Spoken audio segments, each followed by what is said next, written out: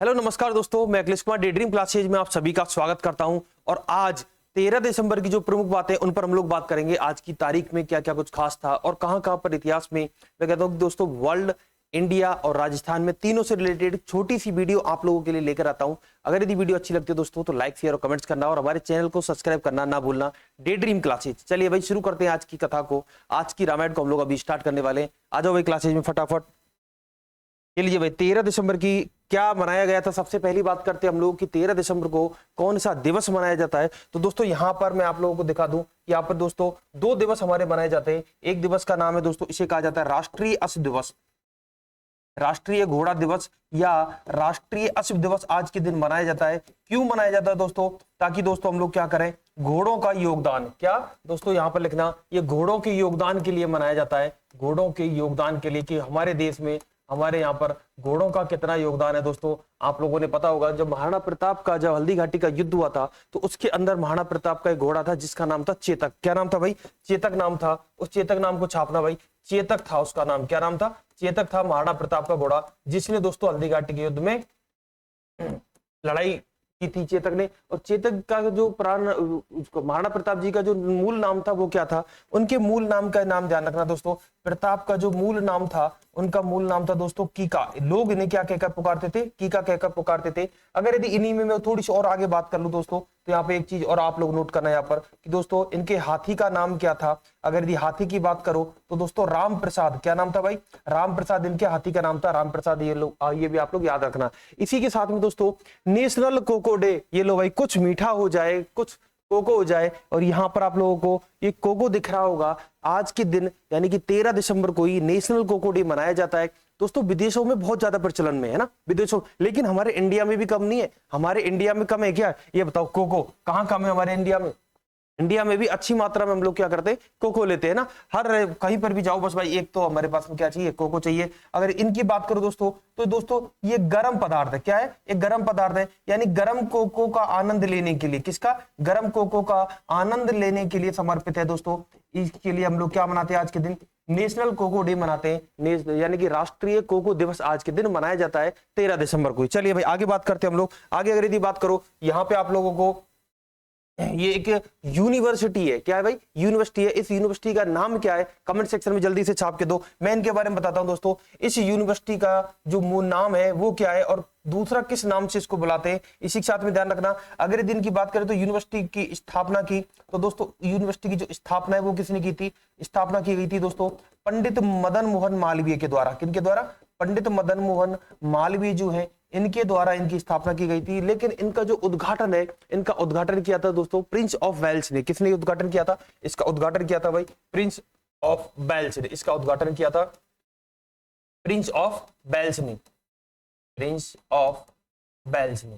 ठीक है, बनी कब थी दोस्तों? बनी कब थी? तो दोस्तों ये 1916 के अंदर। कब? 1916 के अंदर। लेकिन अगर यदि आपसे बात करेगी कि अधिनियम कौन सा था, तो दोस्तों इस अधिनियम को लिखना, इसका अधिनियम था 1915 का। कौन सा? 1915 का अधिनियम था। 1916 में बनी थी ये यूनिवर्सिटी। इसका नाम क्या है? इसका नाम है दोस्तों काशी विश्वविद्यालय, यानी कि काशी यूनिवर्सिटी। या तो इसको काशी यूनिवर्सिटी कह दो, या फिर आप लोग एक काम करो, आप इनको और भी अगर नाम देना चाहो तो हिंदू बनारस विश्वविद्यालय। क्या नाम है भाई?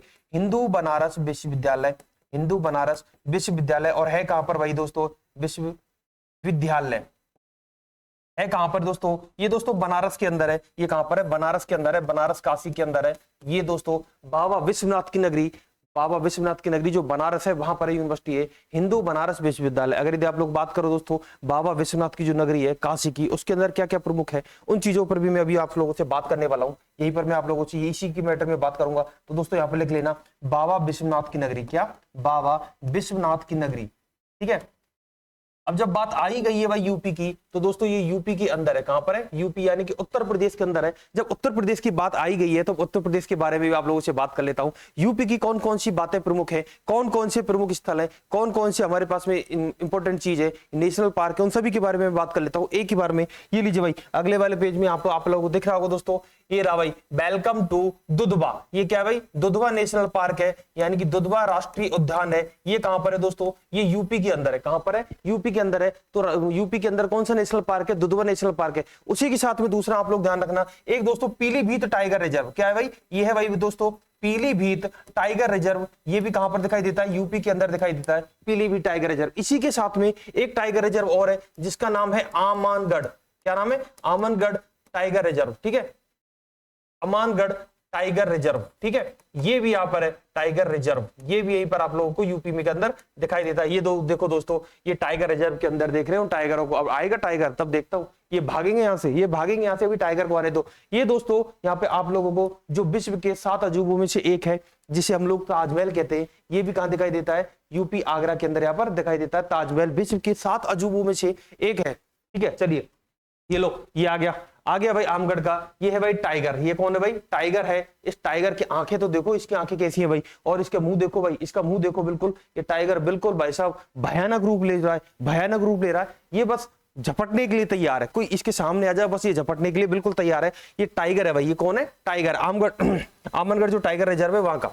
चलिए, और अगर यदि हम लोग बात करें तो दोस्तों यहाँ पे आप लोगों को एक नृत्य दिख रहा होगा, इस नृत्य का नाम है कथक। क्या नाम है भाई, कथक नृत्य है दोस्तों, यूपी का प्रसिद्ध है। कहां का, यूपी का एक शास्त्रीय नृत्य जो है वो है कथक। कौन सा नृत्य है, कथक नृत्य। इसी के साथ में दोस्तों ये लो भाई, ये है हमारी अयोध्या, ये क्या है भाई, हमारी अयोध्या है, ये अयोध्या, ये लो भाई, ये हमारी रही भाई अयोध्या। इस अयोध्या के साथ में वाराणसी जो है, वाराणसी का यानी कि जो काशी का घाट है, वाराणसी जो काशी का घाट है, ये दोस्तों हमारे पास अयोध्या है। इसी के नीचे एक आप लोगों को मथुरा का प्रसिद्ध मंदिर, जहां पर जाने के लिए लोगों में अभी बहुत ज्यादा हुआ है कि दोस्तों प्रेम मंदिर जाएंगे। कहां जाएंगे, प्रेम मंदिर जाएंगे। हम लोगों को इस मंदिर में भगवान के रूप का दर्शन करना है, उस प्रेम बिहारी जी का हमको लोगों को दर्शन करना है।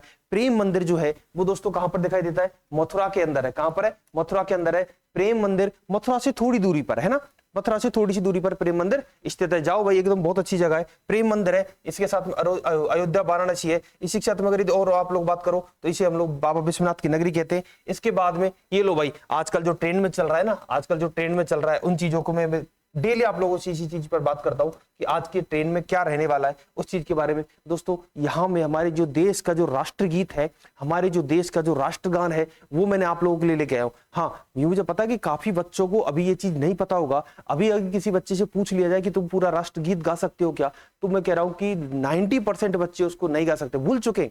हमारी संस्कृति सभ्यता, हमारे दर्शन को भूल चुके हैं। वो हमारे देश का जो राष्ट्रगीत है वो नहीं याद है, वो उनको याद नहीं है। हमारे देश का राष्ट्रगान याद नहीं है, और तो छोड़ो, मैं अच्छे उनकी बात करता हूं दोस्तों, उनको राष्ट्रगान याद नहीं है। उनको जो हमारे जो राजनीतिक है ना, उन तक को ये राष्ट्रगान याद नहीं है। वो भी इसमें क्या करते हैं, गड़बड़ी कर जाते हैं। वो भी क्या करते हैं, गड़बड़ी कर जाते हैं। हम लोग बात करते हैं दोनों चीजों की, राष्ट्रगीत और राष्ट्रगान, दोनों के बारे में बात करता हूं मैं आप लोगों से। तो इधर दोस्तों आप लोगों को राष्ट्रगान दिख रहा होगा, ये क्या है, ये भारतीय राष्ट्रगान है। भारतीय राष्ट्रगान जन मन गण अधिनायक जयाय। दोस्तों संपूर्ण भारत का इसके अंदर क्या किया गया है, उल्लेख किया गया है। संपूर्ण भारत की जो भौगोलिक स्थिति है उसके बारे में इसको बताया गया है। यहाँ पर आप लोग देख सकते हो दोस्तों, पंजाब सिंध गुजरात मराठा द्राविड़ उत्कल बंग और विंध्य हिमाचल यमुना गंगा उच्छल जलित तरंग। तो यहाँ पर दोस्तों पूरे के पूरे भारत को जो भौगोलिक स्थिति है उसके बारे में बता दिया गया है कि हमारे जो पूरा भारत है वो कहां से कहां तक फैला हुआ है, उसके बारे में बताया गया है। उसके बाद में तब शुभ नामे जागे तब सुभाषिष मांगे, गाये तब जय गाथा जनगण मंगल अधिनायक जया हे भारत भाग्य विधाता, हे भारत के भाग्य विधाता। कितनी अच्छी लाइन है दोस्तों। राष्ट्रगान सबसे पहली बात करूं तो एक गाया किसने था, अगर हम लोग बात करें राष्ट्रगान को लिखने वाले की, तो दोस्तों इनको लिखने वाले थे हमारे रविंद्रनाथ टैगोर। कौन थे भाई, रविंद्रनाथ टैगोर जी जो है, इन्होंने इसको लिखा था। दोस्तों ये नोबेल प्राइज विजेता है, इनको नोबेल पुरस्कार दिया जा चुका है। इनको क्या दिया जा चुका है, नोबेल पुरस्कार दिया जा चुका है। ठीक है, नोबेल पुरस्कार दिया जा चुका। अब तुम बात करोगे दोस्तों कितने सेकंड का होता है, तो दोस्तों इनके सेकंड की याद रखना दोस्तों, ये 52 सेकंड के अंदर गाया जाता है। कितने सेकंड में, 52 सेकंड के अंदर ये गाया जाता है। रविंद्रनाथ टैगोर ने इसको लिखा था, किस भाषा में लिखा था, अब ये तो मुझे बता दो कि कौन सी भाषा है। और अगर हम लोग बात करें तो क्या क्या प्रदर्शित करता है, ये दोस्तों एकता को, हमारा जो भारत है वो यूनिटी एक है, हमारा संपूर्ण भारत एक है, इस चीज को ये निरूपित करता है। इसी के साथ में आप लोग लिखना, एकता के साथ में ये हमारे देश की जो भौगोलिक स्थिति है उसकी विविधता को बताता है कि हमारे देश की जो भौगोलिक स्थिति है उसमें कौन कौन सी विविध चीजें अलग अलग कहां पर क्या क्या भौगोलिक व्यवस्था पाई जाती है, उनके बारे में निरूपित करता है। उसी के साथ में ये दोस्तों हमारे भारत के गौरव को दर्शाता है। किसको, हमारे भारत के गौरव को दर्शाता है। यह राष्ट्रगान, क्या राष्ट्रगान दर्शाता है। अच्छा, इधर आप लोगों को दिख रहा होगा दोस्तों वंदे मातरम, जिसे राष्ट्रगीत कहते हैं। क्या कहते हैं, राष्ट्रगीत कहते हैं दोस्तों। राष्ट्रगीत की अगर यदि हम लोग बात करें तो दोस्तों 48 सेकंड के अंदर गाया जाता है। कितने सेकंड में? 48 सेकंड में गाया जाता है। किन्होंने लिखा था? तो दोस्तों ये थे हमारे बंकिम चंद्र चटर्जी। कौन? बंकिम चंद्र चट्टोपाध्याय जी जो है, इन्होंने लिखा था। दोस्तों कहां से लिया गया है? ये दोस्तों आनंद मठ से लिया गया है। कहां से? आनंद मठ से लिया गया है। बंकिम चंद्र चट्टोपाध्याय जी ने लिखा था। राष्ट्रगीत है, 48 सेकंड के अंदर गाया जाता है। ये दोस्तों 24 जनवरी 1950 को, कब? 24 जनवरी 1950 को इसको अपनाया गया था। इन्हीं के साथ में आप लोग याद रखना कि दोस्तों जो वंदे मातरम है ना, ये वंदे मातरम ये पहले भी गाया जा चुका है, पहले भी गाया जा चुका है। ये 1896 का जब कलकत्ता में कांग्रेस अधिवेशन हुआ था। कौन सा? यहाँ पे लिखना भाई, छापना आप लोग सभी साथ में, कि जो कांग्रेस अधिवेशन हुआ था, कांग्रेस अधिवेशन कहां पर? कलकत्ता के अंदर हुआ था। कांग्रेस अधिवेशन जो दोस्तों कलकत्ता के अंदर होता है, कब हुआ था दोस्तों? 1896 के अंदर। इसमें इसको गाया गया था। लेकिन अगर इसमें इसको गाया जा चुका था, लेकिन दोस्तों पहली बार जब राजनीतिक के रूप में इसका प्रयोग किया गया, यानी कि हमारे देश का राष्ट्र का क्या बन जाए, राष्ट्रगीत बन जाए, उसके बारे में अगर यदि तुम बात करो तो दोस्तों 1905 के अंदर जो सूरत अधिवेशन हुआ था उसके अंदर इसको गाया गया था। अगर यदि आप लोग बात करो राजनीतिक की, किसकी बात करो? राजनीतिक की बात करो कि दोस्तों राजनीतिक तौर पर इसको कब गाया गया? तो राजनीतिक तौर पर गाने के लिए इसको दोस्तों 1905 में इसको गाया गया था। कब? राजनीतिक तौर पर। ठीक है, चलिए आगे बात करते हैं हम लोग आगे। अच्छा ये लीजिए भाई, राष्ट्रगान जो है ये हमारे जन गण मन अधिनायक दया है।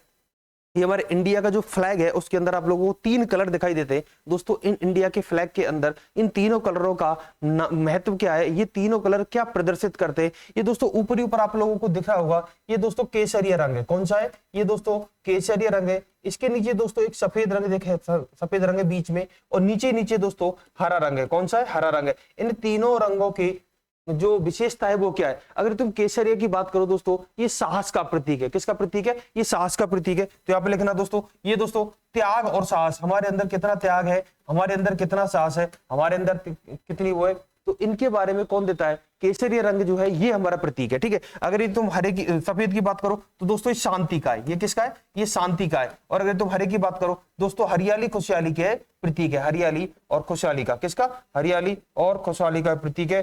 समृद्धि का प्रतीक है। किसका प्रतीक है? समृद्धि का प्रतीक है। सफेद दोस्तों सत्य भी इसके अंदर है ना, सत्य, सफेद यानी सत्य बोलो, शांति प्रिय रहो, सत्य बोलो, शांति प्रिय रहो, हरियाली से परिपूर्ण हो हमारा, और समृद्धिपूर्ण कैसा हो हमारा भारत हो, खुशहाली से भरा रहे, खुशहाली से भरा रहे, ऐसा हमारा भारत है। ऐसे हमारे भारत को मतलब यहाँ पर उल्लेख किया गया है। तो दोस्तों अब मैं बात करता हूं आप लोगों से कि यहाँ पर जो इंडिया फ्लैग है ये किसने इसका प्रस्ताव रखा था कि दोस्तों हमारे भारत का जो फ्लैग है यानी हमारे भारत का जो झंडा है वो होना चाहिए दोस्तों। तो मैं सबसे पहले छोटी सी एक बात कर लेता हूं आप लोगों से कि दोस्तों जो गांधी जी हैं, कौन? गांधी जी ने दोस्तों 1921 के अंदर झंडे की क्या की थी कि भाई हमारा झंडा होना चाहिए। इसको बनाया किसने था? तो दोस्तों इसको बनाया था पिंगली वेंकटरमैया।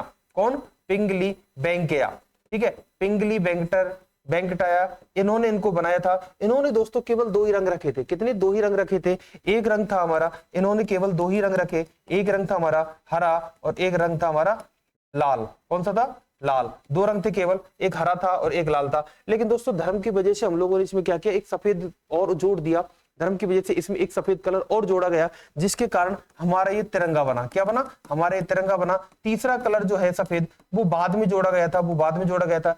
इस दोस्तों तिरंगे को 22 जुलाई को, कब दोस्तों? 22 जुलाई 1947 को, कब? 22 जुलाई 1947 को इसको अपना लिया गया था। और दोस्तों जब 15 अगस्त 1947 की बात आई, जब हमारा देश आजाद हुआ 15 अगस्त 1947 को, तो इसको राष्ट्रीय ध्वज के रूप में हमने अपना लिया, इसको राष्ट्रीय ध्वज के रूप में अपनाया गया। ठीक है, तो ये हमारे पास में दोस्तों राष्ट्रीय जो गान है, राष्ट्रगीत है, राष्ट्रीय ध्वज है। इसके अंदर दोस्तों आप लोगों को यहाँ पे तिलियां दिख रही होंगी। ये दोस्तों जो ब्लू कलर की तिलियां हैं, इन्हें दोस्तों समय चक्र के निर्धारित करती है। ये दोस्तों समय चक्र को निरूपित करता है। ये जो 24 तिलियां है, क्या है? 24 तिलियां है, ये दोस्तों समय चक्र को निर्धारित करती है। 24 तिलियां, इसके बारे में। चलिए भाई आगे बढ़ते हैं हम लोग अगले वाले टॉपिक पर। चलो अच्छा, एक बात और मैं आप लोगों से बात कर लेता हूं यहाँ पर। अगर यदि आप लोग बात करो दोस्तों, जब बात आई गई है इन चीजों की, तो यहाँ पर एक चीज आप लोग नोट करना दोस्तों कि यहाँ पर मैं बात करता हूं सबसे पहले दोस्तों हमारी संविधान सभा की जो बैठक है, हमारी संविधान सभा की जो बैठक है वो दोस्तों 9 दिसंबर को शुरू हुई थी। कब? 9 दिसंबर को शुरू हुई थी। 9 के बाद दोस्तों 11 दिसंबर को शुरू होती है, और 11 दिसंबर के बाद दोस्तों फिर 13 दिसंबर को शुरू होती है। इस 13 दिसंबर के दिन जो दोस्तों हमारे जवाहरलाल नेहरू थे, जो हमारे जवाहरलाल नेहरू जी थे, इन्होंने क्या किया, संविधान सभा के लिए एक रिपोर्ट प्रस्तुत की थी। उस रिपोर्ट का नाम क्या था इन्होंने जवाहरलाल नेहरू जी जो है, जो 13 दिसंबर सन 1946 की बात है, कब, सन 1946 की बात है, इन्होंने एक दोस्तों रिपोर्ट पेश की थी। क्या पेश की थी? एक रिपोर्ट पेश की थी। इस रिपोर्ट का नाम बताओ कमेंट सेक्शन में कि कौन सी रिपोर्ट थी, कौन सी रिपोर्ट थी ये। इस रिपोर्ट को बाद में हम लोगों ने क्या किया कि हमारे क्या बन जाए दोस्तों, ये हमारी संविधान का क्या बना दिया जाए भाई, इसको प्रस्तावना। क्या बना दी जाए? संविधान की प्रस्तावना बना दी जाए। इस प्रस्तावना के अंदर क्या था दोस्तों, इस प्रस्तावना के अंदर ध्यान रखो, हमारा देश एक संप्रभु है। क्या है? एक संप्रभु लोकतांत्रिक गणराज्य है। क्या है? संप्रभु लोकतांत्रिक गणराज्य देश है। इसी के साथ में आप लोग ध्यान रखना, दूसरी अगर यदि मैं बात करूं, सभी लोगों के लिए या सभी नागरिकों के लिए यहाँ पर क्या है, समान न्याय, सभी लोगों के लिए न्याय, न्याय के साथ में दोस्तों स्वतंत्रता है, स्वतंत्रता के साथ में समानता है। क्या? समानता। इन सभी बातों पर हम लोगों से बात की गई दोस्तों। ये हमारे प्रस्तावना का क्या है, मूल ना है ना। इस प्रस्तावना को नाम, रिपोर्ट कौन सी थी, प्रस्तावना जो बनी बाद में, इस रिपोर्ट का नाम लिखना। इस रिपोर्ट का नाम था दोस्तों नेहरू रिपोर्ट। क्या नाम था? नेहरू रिपोर्ट इसका नाम था। नेहरू रिपोर्ट जो है वो दी गई थी जो जवाहरलाल नेहरू जी थे, उन्होंने कब दी थी दोस्तों? 13 दिसंबर 1946 को, जब संविधान की तीसरी बैठक, कौन सी बैठक थी दोस्तों? ये दोस्तों तीसरी बैठक थी। कौन सी बैठक थी? तीसरी बैठक थी। पहली कब हुई? पहली हुई थी भाई 9, दूसरी हुई थी भाई 11 को, और तीसरी कब हुई थी?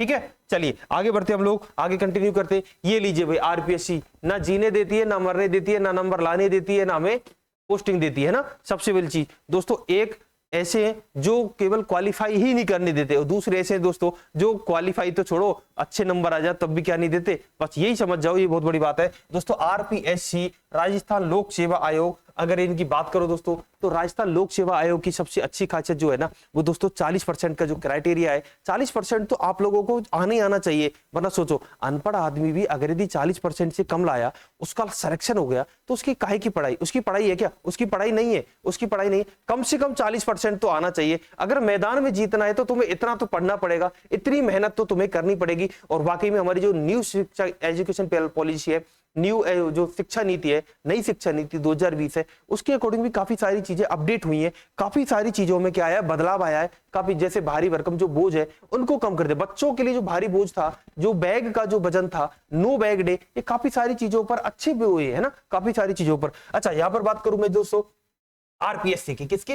आरपीएससी की अगर यदि यहां पर बात करें तो दोस्तों आरपीएससी के बारे में सबसे पहली बात करो दोस्तों, बनाया कब गया था? तो दोस्तों 16 अगस्त की बात थी। कब? 16 अगस्त की बात थी सन 1949 के अंदर। सन 1949 में हमारे जो सवाई राजा मानसिंह जी तो थे, मानसिंह द्वितीय, कौन? सवाई राजा मानसिंह द्वितीय, इन्होंने दोस्तों इसका एक अध्यादेश दिया था कि भैया क्या करो, आरपीएससी को स्थापित कर दो। और कहां पर स्थापित करो दोस्तों? जयपुर के अंदर। कहां पर? जयपुर के अंदर स्थापित करो। लेकिन दोस्तों हुआ क्या, ये दोस्तों 20 अगस्त को, कब? 20 अगस्त 1949 को इनके द्वारा एक धारा थी, धारा 3 के द्वारा इनकी इसकी क्या हो जाती है, एक स्थापना हो जाती है जयपुर के अंदर। कहां पर दोस्तों? जयपुर में इसकी स्थापना हो जाती है। लेकिन दोस्तों 20 अगस्त के बाद जैसे ही 22 अगस्त आई, क्या, सॉरी 22 दिसंबर आया, जैसे ही 22 दिसंबर आया, 22 दिसंबर सन 1949 को गजट का एक प्रकाशन होता है। गजट का क्या होता है? एक प्रकाशन होता है। इस गजट के प्रकाशन में काम करना शुरू कर दिया, और इसकी क्या कर दी हम लोगों ने?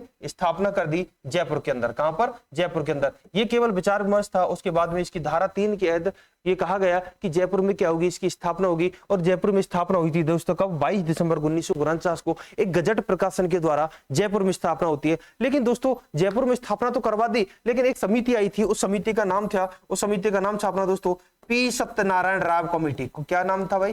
P Satyanarayan Rao committee. इस कमेटी ने क्या किया दोस्तों? 21 अगस्त को, कब? 21 अगस्त 1958 को इसको जो आरपीएससी है, यानी कि राजस्थान लोक सेवा आयोग है, इसको उठाकर कहां रख दिया? अजमेर रख दिया कि भाई इसको कहां ले चलो? इसको ले चलो भाई अजमेर, इसको ले चलो अजमेर। अजमेर क्यों रखा? क्योंकि दोस्तों राजस्थान का जो हृदय है ना, राजस्थान का जो हृदय है, राजस्थान का जो मिड है, वो है हमारा अजमेर। अजमेर से क्या है कि उतरी दूरी पर हमारे पास में पूर्वी, पश्चिमी और उत्तरी दक्षिणी है, ताकि क्या किया कि अजमेर आने में लोगों को क्या रहेगी? आसानी रहेगी, लोगों को आने में कोई तकलीफ नहीं होगी, आराम से वो आ सकते है ना। अब जो बीकानेर बाड़मेर का है, वो अगर इधर जयपुर आएगा तो उसको बहुत लंबा पड़ेगा, अजमेर आएगा तो थोड़ा कम दूरी होगी ना, थोड़ा कम दूरी होगी। जो हमारे बांसवाड़ा डूंगरपुर वाला क्षेत्र है, उदयपुर पाली सिरोही वाला क्षेत्र है, इनको भी आने में क्या होगी? आसानी होगी, आसानी से आ जाएंगे। इसलिए इन्होंने क्या किया? सोचा समझा और क्या कर दिया? इन्होंने अजमेर स्थापित कर दिया। कब स्थापित किया था दोस्तों? स्थापना की तारीख ध्यान रखना, 21 अगस्त को। कब? 21 अगस्त को इन्होंने स्थापित किया था। चलिए अब मैं बात कर लेता हूं इनके कुछ अनुच्छेदों की।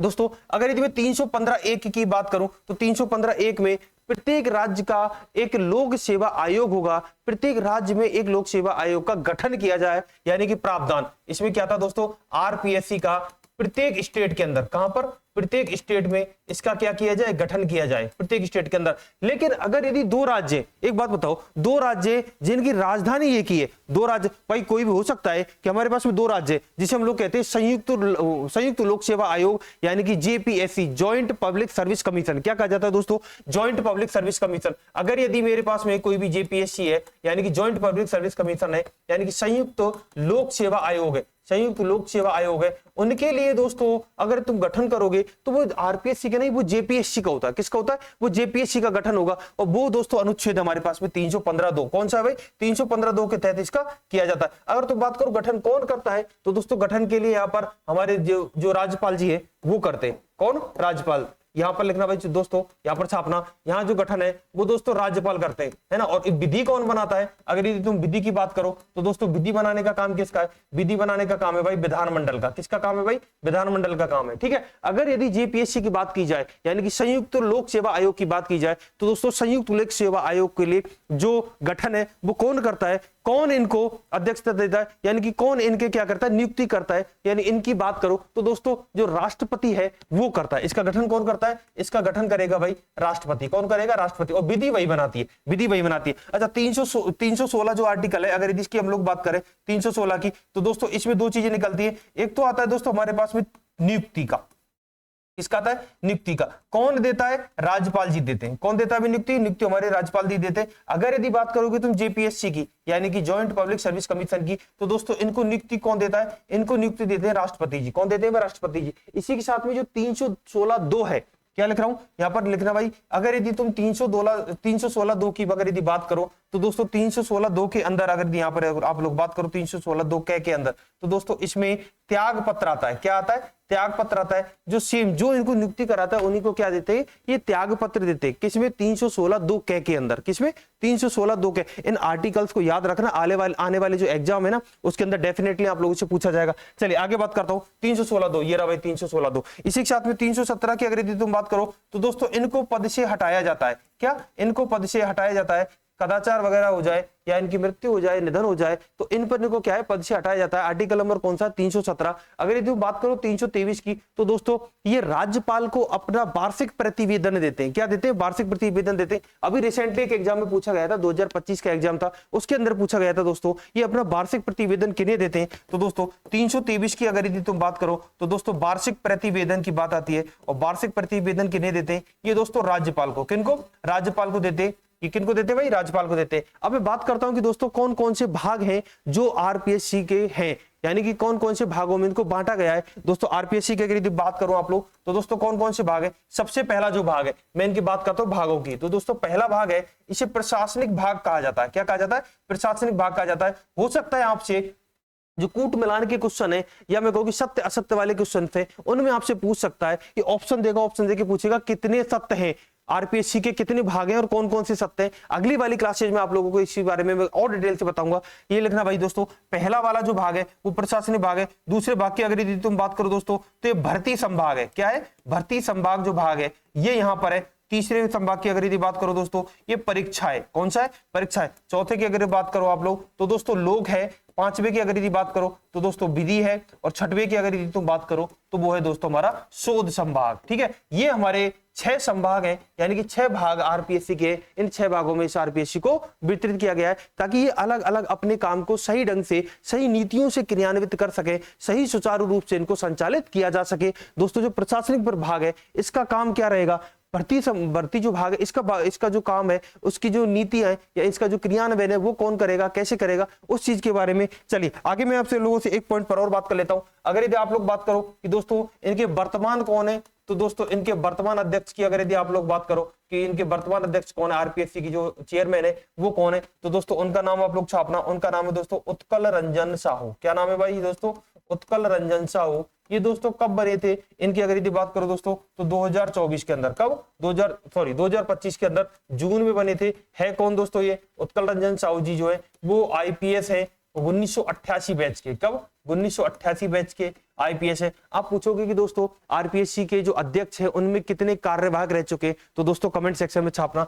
कि कितने कार्यवाहक रह चुके हैं, अभी तक कितने कार्यवाहक अध्यक्ष जो है वो रह चुके हैं, कितने कार्यवाहक जो अध्यक्ष है वो यहाँ पर रह चुके हैं, वो आप लोग मुझे कमेंट सेक्शन में छाप के जवाब दोगे। दोस्तों इन्होंने किनका स्थान लिया था, इन्होंने किसका, कौन से पहले जो हमारे चेयरमैन है जिनके स्थान पर ये आए थे, दोस्तों उनका नाम लिखना संजय कुमार क्षोत्रिय। संजय कुमार क्षोत्रिय जी जो है इनके स्थान पर ये आए थे उत्कल रंजन साहू। अगर तुम बात करो दोस्तों इनके प्रथम सचिव कौन है, अगर बात करो आरपीएससी की जो प्रथम सचिव है, आरपीएससी के जो प्रथम सचिव है उनके बारे में लिखना दोस्तों, इनका नाम था श्याम सुंदर शर्मा। क्या नाम था भाई? श्याम सुंदर शर्मा इनका नाम था। अगर तुम बात करो दोस्तों प्रथम महिला सचिव कौन है, प्रथम महिला सचिव की अगर यदि आप लोग बात करो कि प्रथम महिला सचिव कौन है, तो दोस्तों ये लिखना ओटीमा बोरडिया। क्या नाम भाई? ओटीमा बोरडिया जो है ये कौन है हमारी, ये प्रथम महिला सचिव है आरपीएससी की। किसकी? आरपीएससी की प्रथम महिला सचिव है। ठीक है, चलिए भाई आज की क्लासेस को हम लोग यहीं पर समाप्त करते हैं। और भाई दोस्तों क्लास कैसी लगी ये आप लोग मुझे कमेंट सेक्शन में जवाब दिया करो दोस्तों, ताकि मुझे भी क्या मिले, मोटिवेशन मिले। मुझे भी क्या है ऐसा लगता है हाँ यार मैं कुछ आप लोगों को अलग दे रहा हूँ, कुछ डिफरेंट दे रहा हूँ। एक छोटी सी क्लासेज में देखने में कितना टाइम लगता है, लेकिन दोस्तों उस टाइम को, कंटेंट को, उसको मैं आप लोगों को देता हूँ। आप लोग यहाँ यूट्यूब क्लासेज पर डेली रेगुलर इसी टाइम पर सेम जगह पर आप लोगों के सामने क्लासेज होती है। दोस्तों आज की जो प्रमुख घटना है वो मैं एक बार दोबारा रिवाइज करा देता हूँ। जो राष्ट्रीय अश्व दिवस है वो मनाया जाता है, उसी के साथ में राष्ट्रीय खो खो दिवस मनाया जाता है। अगर यदि काशी यूनिवर्सिटी जो हिंदू बनारस यूनिवर्सिटी है 1916-1915 का अधिनियम किसने बनाया था? जॉर्ज जो बेल्च थे उन्होंने क्या किया था, इसका उद्घाटन किया था। इसी के साथ में आप लोग यहाँ पे देखो दोस्तों जो टाइगर रिजर्व है, पीलीभीत है, आमनगढ़ है, उसी के साथ में यहाँ पर जो आपका दुधवा नेशनल पार्क है, ताजमहल है, इसी के साथ में ये लो भाई हमारा टाइगर। और इसी के साथ में आप लोगों के पास में अयोध्या बाबा विश्वनाथ की नगरी, यहाँ पर दोस्तों प्रेम मंदिर है, कथक नृत्य है, राष्ट्रगान है, राष्ट्रगीत है, इसके बाद में झंडा है दोस्तों हमारा जो फ्लैग, इंडियन फ्लैग है। उसके बाद में संविधान सभा के बारे में कुछ चर्चा करी हम लोगों ने। फिर दोस्तों आरपीएससी के बारे में हम लोगों ने चर्चा करी। फिर उसके कुछ आर्टिकल्स के बारे में मैंने आप लोगों से यहाँ चर्चा की। सभी आर्टिकल्स को मैं फटाफट थोड़ी देर में आप लोगों को यहाँ पर देता हूँ। ठीक है, चलिए भाई आज की क्लासेज को यहीं समाप्त करते हैं, फिर मिलेंगे आपसे अगली वाली क्लासेज में। तब तक बने रहिए, जुड़े रहिए डी ड्रीम क्लासेज के साथ। दोस्तों डी ड्रीम क्लासेज का ऑनलाइन ऑफलाइन क्लासेज ओपन हो चुकी हैं गांधीनगर जयपुर पर मैन टॉक रोड पर। ठीक है, आप दिए गए कॉन्टैक्ट नंबर पर हमारी टीम को कॉल कर सकते हो, वो आप लोगों से कॉन्टैक्ट कर लेंगे और आप लोग यहाँ पर ज्वाइन कर सकते हो। चलिए भाई, थैंक यू सो मच, शुक्रिया, धन्यवाद, जय हिंद, जय भारत दोस्तों।